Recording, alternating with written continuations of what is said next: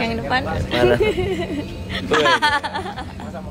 Orang dulu mereka niru kita swap. Iya. Ya kan? Amin. Mudah-mudahan nanti punya pabrik sendiri anak ya. Juga loh. Iya, luar biasa. Mantap kencang-kencang lagi di dalam tadi ya.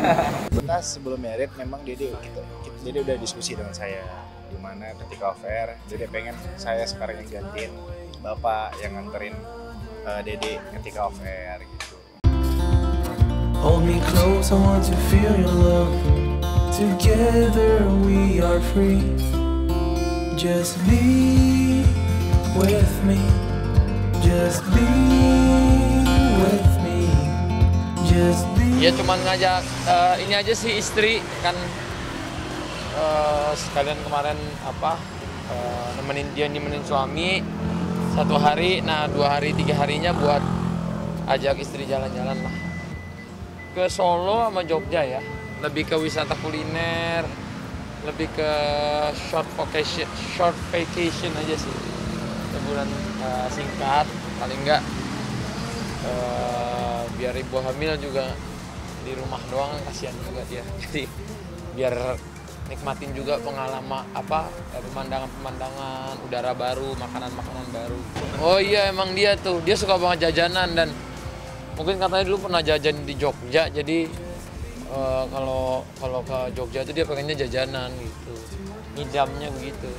Iya ngidamnya begitu, makan makanan jajanan, makan apa ya di sana itu macam-macam sih, bingung aku sampai lupa nama-nama makanannya.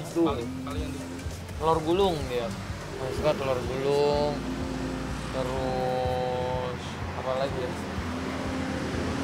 Makan khas Jogja gitu lah ya, gudeg, nah itu dia suka banget.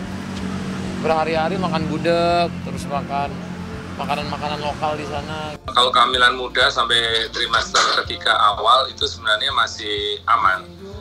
Yang bahaya adalah kehamilan di atas 28 minggu. Nah yang pasti tidak boleh terbang lagi adalah kehamilan di atas 36 minggu. Di dalam pesawat itu ada perbedaan tekanan yang menyebabkan kemungkinan plasenta itu terlepas. Together we are free. Just be with me. Just be with me. Just be with me. Iya konsultasi dulu pastinya.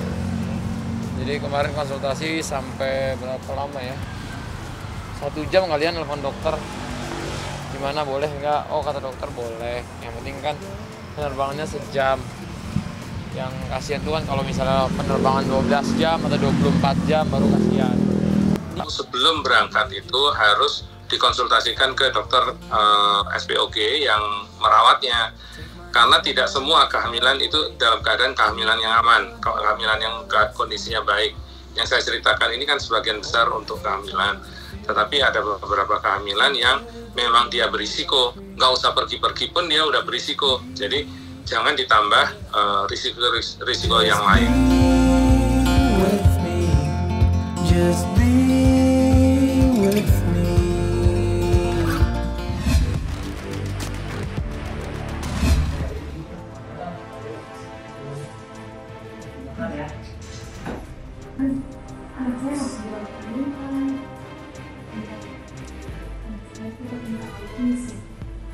Sebenarnya saya sedih banget gitu.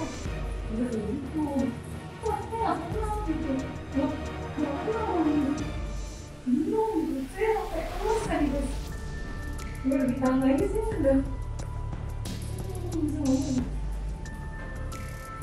Saya tuh sampai bolak-balik ke psikolog gitu. Karena itu di saya sakit. Dia kira yang gitu. Ada gangguan apa? Manusia kan punya batas sabarnya juga gitu ya. Mungkin dari setahun lalu kita memaafkan, sabar, tenang.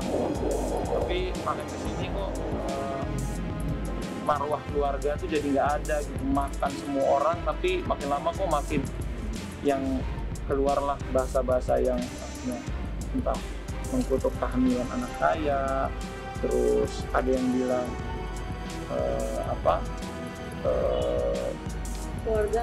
keluarga mengancam mengeluarkan video-video aib, video masa lalu, mengancam juga masa lalunya Aurel mau disebar-sebar.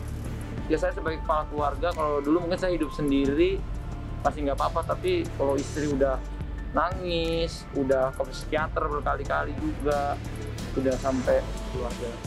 Iya, intinya keluarga, nama keluarga saya sebagai laki-laki, sebagai pemimpin keluarga harus dijaga gitu. Jadi makanya ada yang seperti sekarang ini. Maksud saya benar-benar ke depannya, sebenarnya tujuan saya begini adalah ingin memberikan efek jerai kepada beberapa oknum yang saya nggak tahu tujuannya apa, ya speech atau memprovokasi, propaganda atau memprovokasi atau penggiringan opini apa itu ya. Gini, menurut saya gunakanlah sosial media dengan bijak, lakukan hal baik, hal positif, kita positif.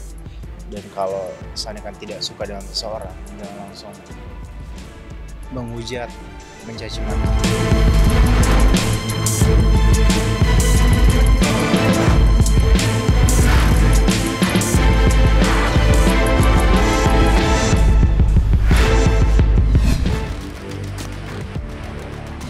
Ya lebih ke makin dijaga aja sih makanannya segala macem, terus pola tidurnya gitu-gitu sih.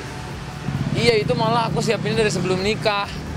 Jadi aku waktu itu punya rezeki gitu kan, alhamdulillah akhirnya aku bilang one day aku harus bikin rumah, terus ada kamar anak kayak gitu. Jadi hasil kerja misalnya 15 tahun terakhir paling nggak kan buat bahagiain istri, bahagiain anak gitu kan, terutama kan apalagi ini anak cewek gitu kan. Jadi aku seneng aja gitu, jadi bikinin rumah itu dari sebelum menikah. Rumahnya sih 60%, 70%, udah hampir ya alhamdulillah. Bukan lokasinya sih, maksudnya kan aku tinggal di daerah sini ini dulu awalnya dari dagang ya. Jadi aku tuh dulu karena kondisi ekonomi sempet jualan kan di sinilah, di lampu merah sana, di dekat billboard di Pondok Indah Mall gitu kan, di Masjid Pondok Indah. One day paling nggak aku bisa tinggal di daerah sini. Akhirnya waktu itu tercapai. Tapi caranya adalah waktu itu punya modal usaha, sewa rumah untuk bawahnya itu dijadiin kayak apa ya, kayak jualan baju muslim. Terus depannya siapapun yang mau nitip mobil nanti tinggal sharing hasil gitu kan.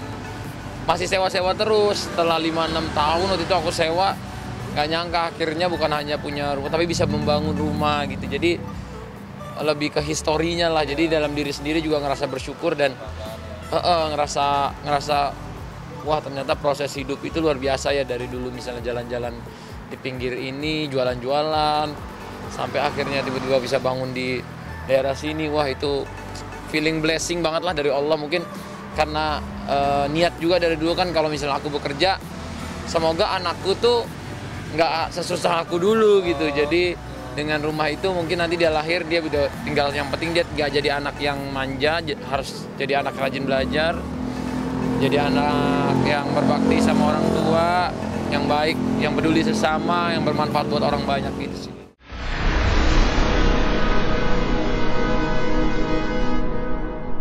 Jadi jangan lupa untuk subscribe Cumi Cumi.